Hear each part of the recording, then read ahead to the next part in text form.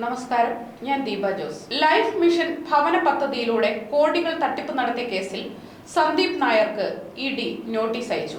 ചോദ്യം ചെയ്യലിനായി enforcement directorate ആസ്ഥാനത്ത് ഹാജരാകണമെന്ന് ആവശ്യപ്പെട്ടാണ് ഇഡി നോട്ടീസ് നൽകിയിരിക്കുന്നത്. കേസിൽ യൂണിടാക് ഉടമ സന്തോഷ് ഈപ്പന്റെ ചോദ്യം ചെയ്യൽ തുടരുകയാണ്. ലൈഫ് മിഷൻ പദ്ധതിയിലെ വടക്കാഞ്ചേരി ഭവന സമുച്ചയ കരാറിൽ സ്വപ്ന സുരേഷിനും സന്ദീപ് നായർക്കും തനിക്കും കമ്മീഷൻ കിട്ടിയെന്ന് ഇടനിലക്കാരൻ വെളിപ്പെടുത്തിയിരുന്നു.